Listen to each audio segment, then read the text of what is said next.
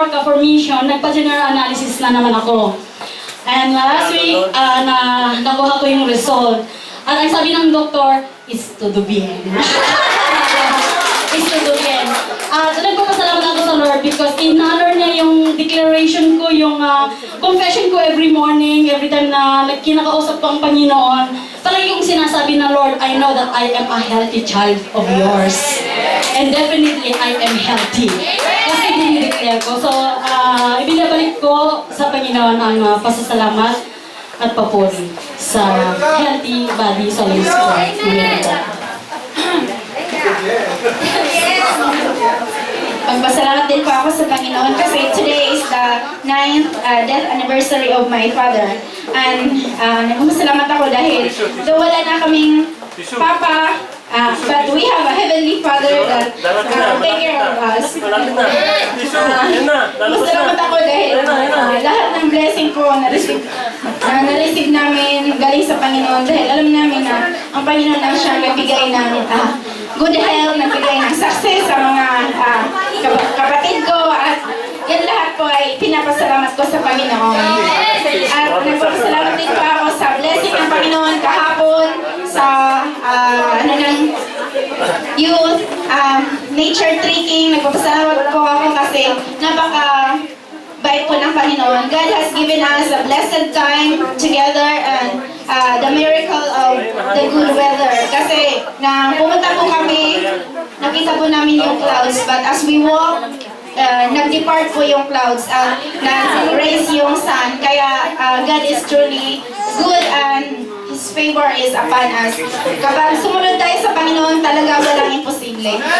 Glory to God. Wow! Welcome back.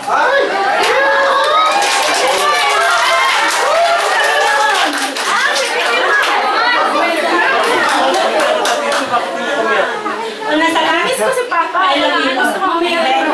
Gusto ko umiyak. Kaya maraming Tunay ka ba? binigyan na natin ito. Pero yung sofa, dito ko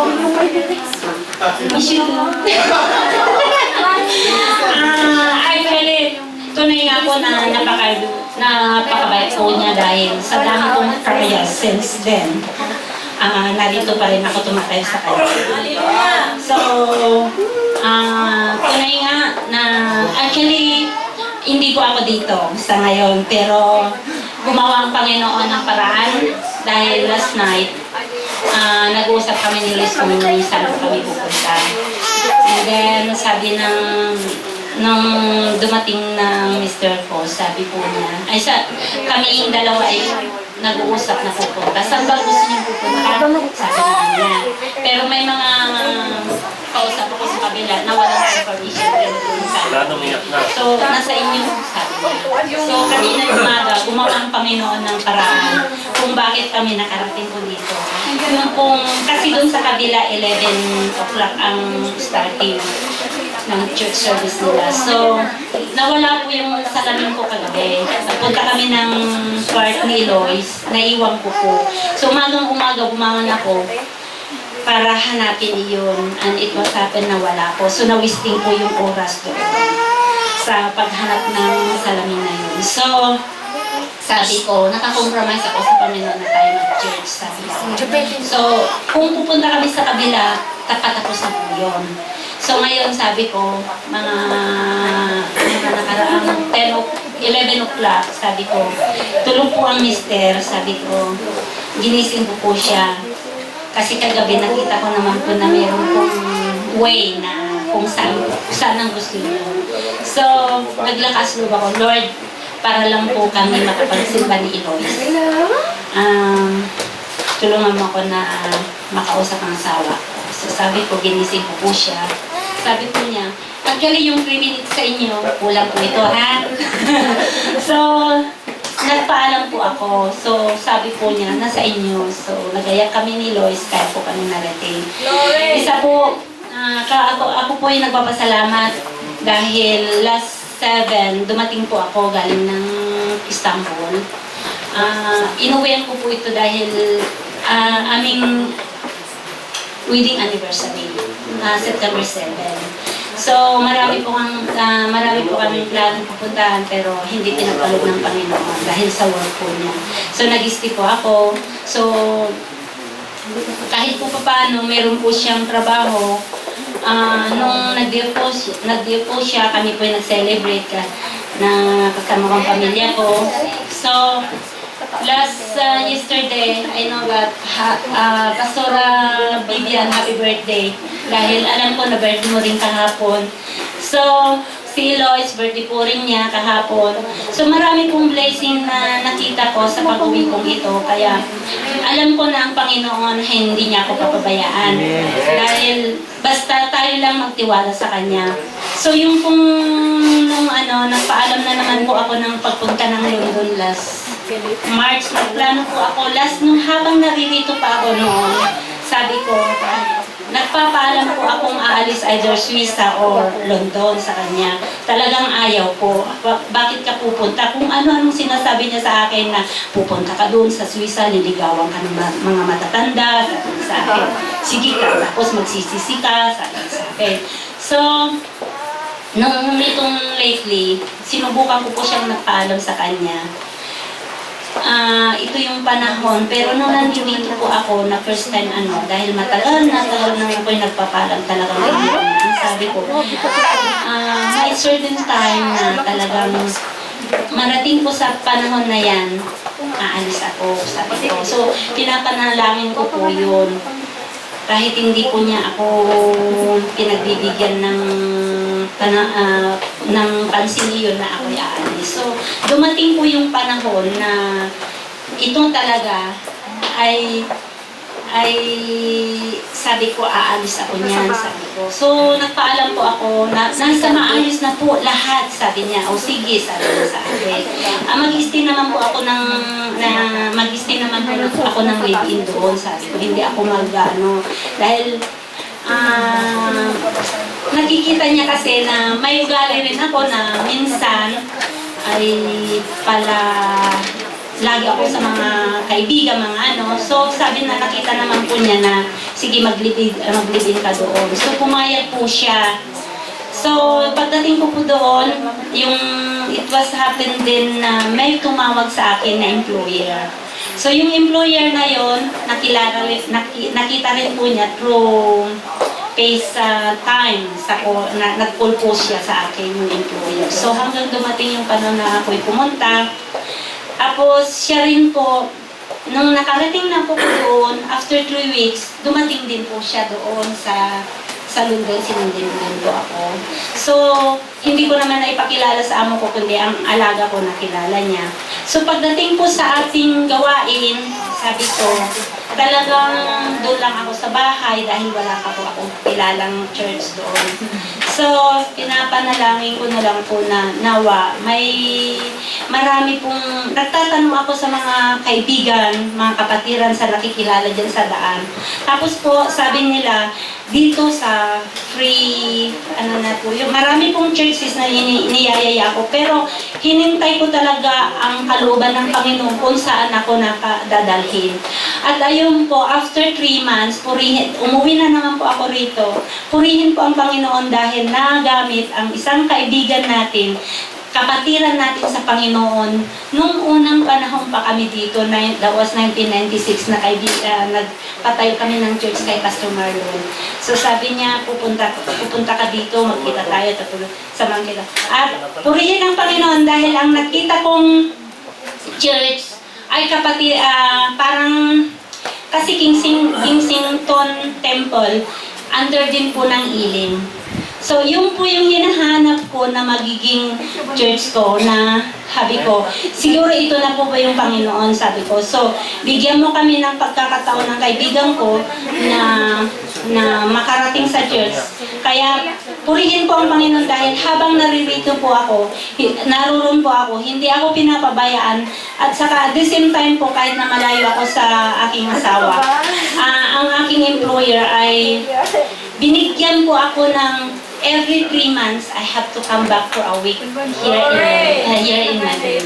Kaya, binabalik ko pa lahat ng papuri sa kanya dahil tunay nga po na ang Panginoon, kahit na anuman pong trials na darating sa buhay natin, alam po na hindi niya tayo papabayaan.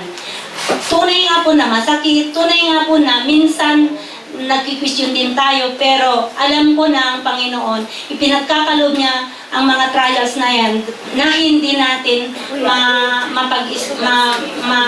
ma-overcome. Kaya binabalik ko po ang papuri sa Kanya. At at the same time, salamat sa pag-welcome niyo ulit dahil nagkita-kita tayo.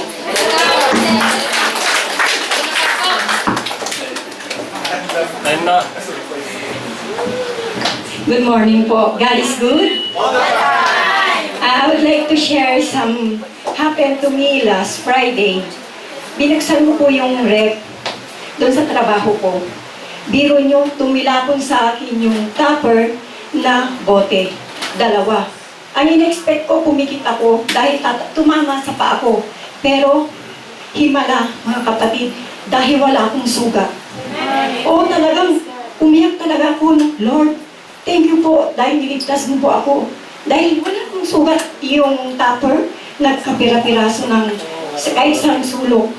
Tapos nung dumating si Senyora, sinabi ko sa kanya, Senyora, may kasalanan po ako, pero hindi ko po sinasadya. Dahil nagkamali po yung kasama ko ng lagay ng tupper. Hindi niya inilagay ng mabuti doon sa tamang lalagyan. Kaya nung pagbukas ko ng ref, talagang sumabog yung, ay Lord, sabi ko, may isang pitik ng bubog ng bote sa paa ko, wala akong makita. Kaya sabi ko, please God, piningatan mo ako. So Lord, napakabait talaga ng Panginoon. Akala ko magagalit si Senyora dahil may lamang sandiya yon. Sabi niya, don't worry, nasaktan ka ba? Sabi niya sa akin, hindi Senyora. Sabi ko, ay, pero it's a miracle, Senyora. God, sabi ko, tinulungan ako ni Lord dahil na walang sugat ang paa ko, sabi ko sa kanya. Kaya praise God, napakabait ang Panginoon.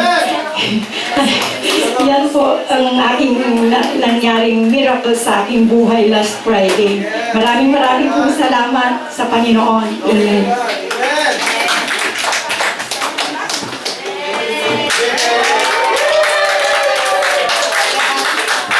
Gusto ko lang magpasalamat sa Panginoon dahil sa blessing na unexpected sa amin ni Reggie.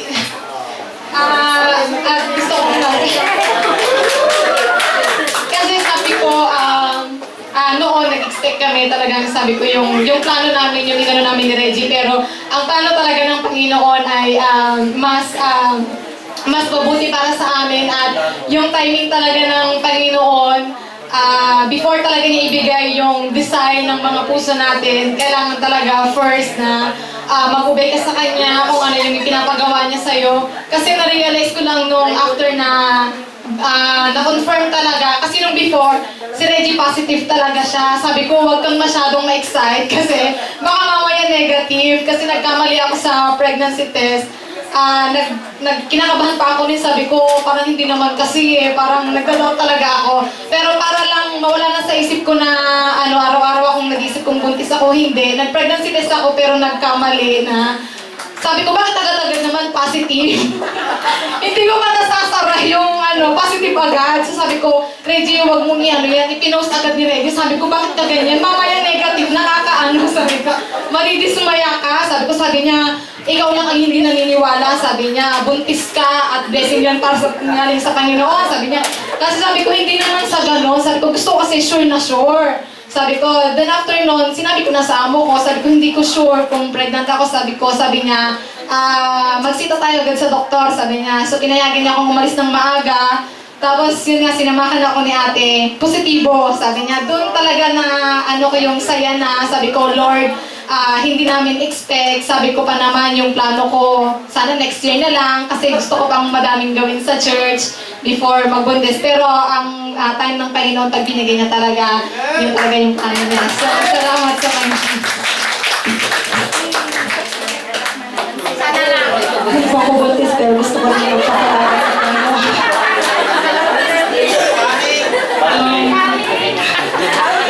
Talaga pong desire namin ni Brother Queen na magkaroon ng anak, pero sabi nga, kailangan din natin tanggapin yung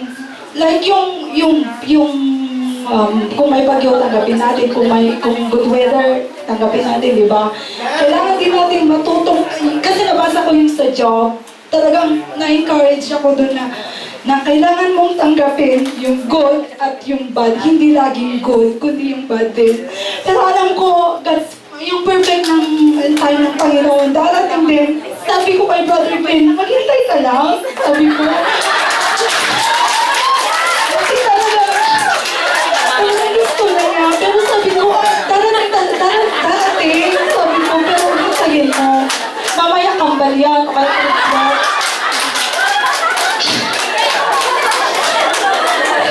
Then, nung linggo, gusto ko rin ipagpasalamat sa Panginoon yung nangyari sa akin na talagang first time ko nung maramdaman yung sakit na pero hindi ko ma-explain yung sakit niya.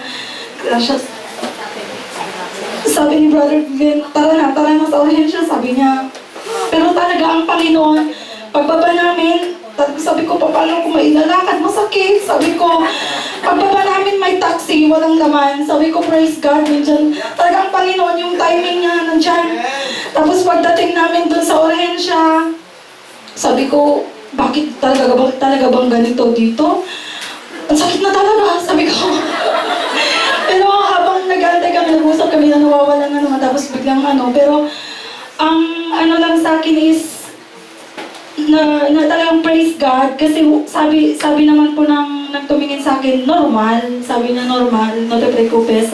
Tapos bigla akong tinanong, pwede ba ako magkanat? Sabi ko, oo naman. Sabi niya, normal. Sabi niya, kaya lang meron lang kasing sugat na dumudugo, kaya masakit sa'yo. Sabi niya, ay praise God. Sabi ko, kaya ang Panginoon, napakabuti niya, talagang Panginoon na kailanman hindi tayo walang mahirap sa ating Diyos na Ama sapagkat ang mga anak niya sobra niyang mahal kaya lagi lang tayong kumapit sa Kanya.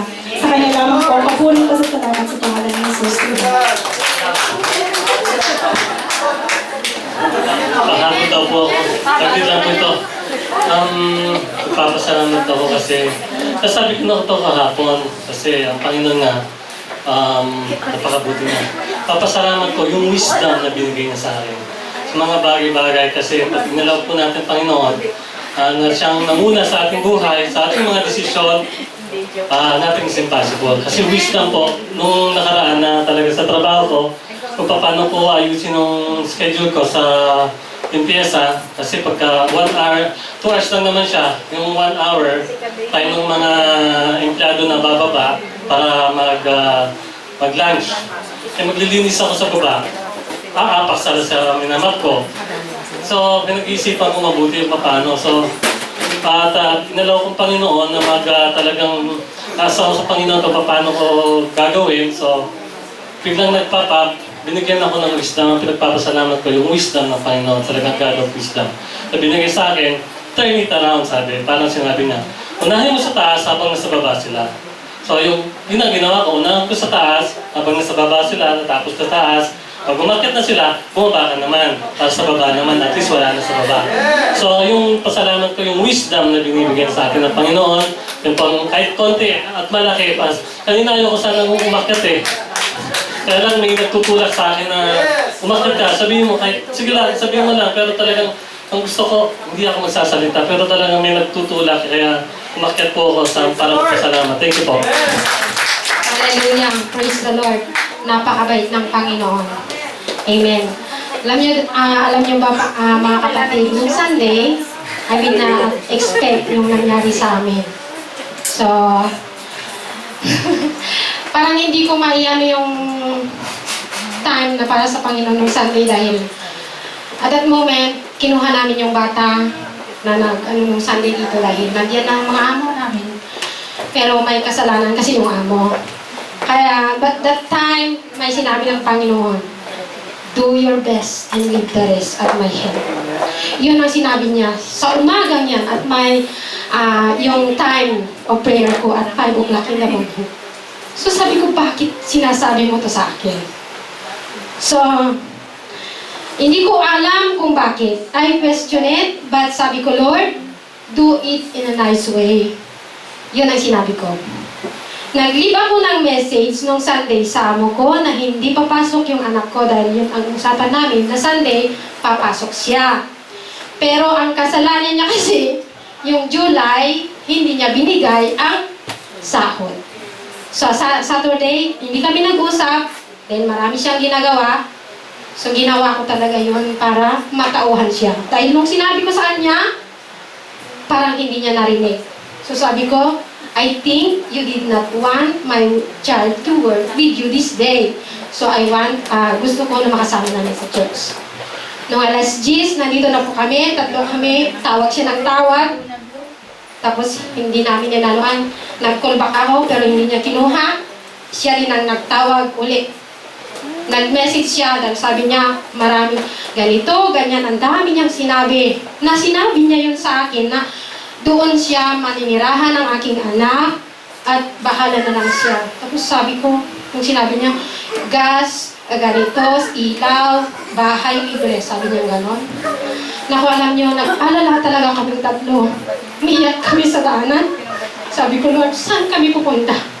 Nung sabi ko, Lord, anong sinabi mo kanina? I will leave it to you.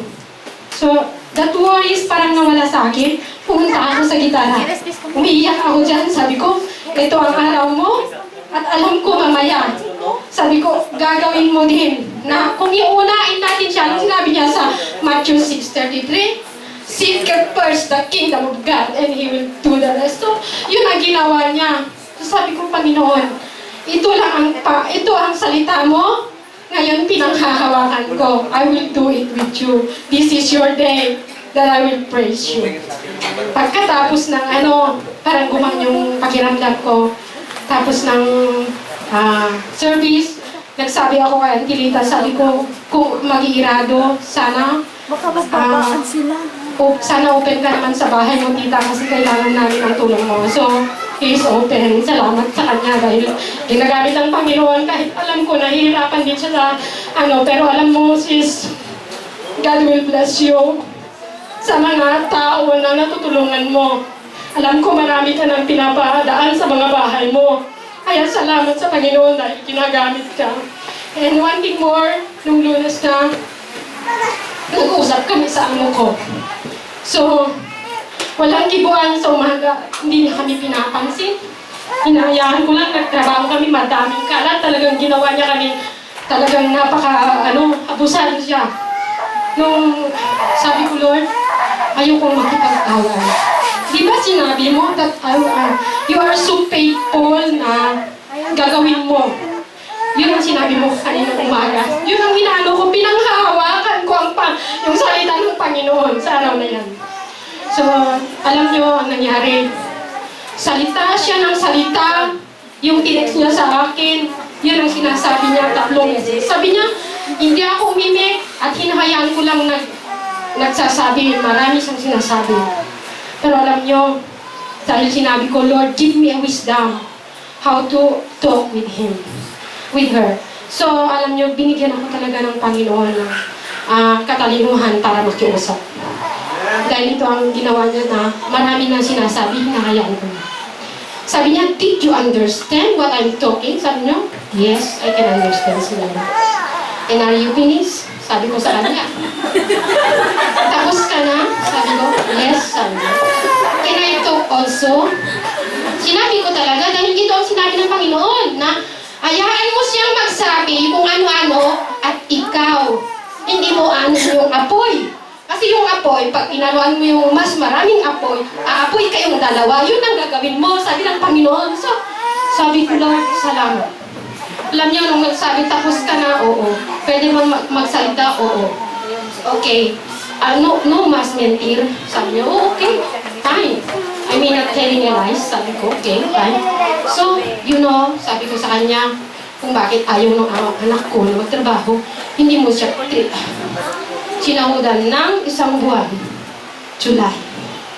One thing more, alam mo, nagpapasalamat ako dahil pinirmahan mo nga ang anak ko. Dito pa nakatira.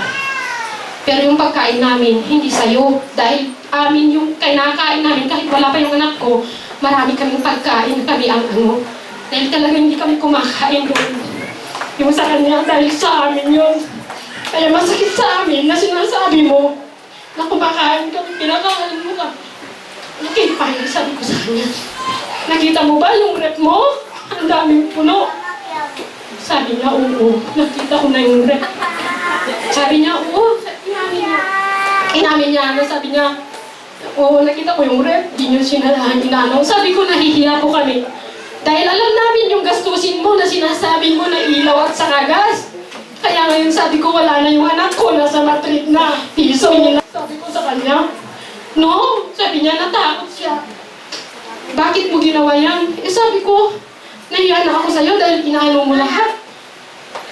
O, so sabi niya, anong ibig mo sabihin kung may piso na kayo?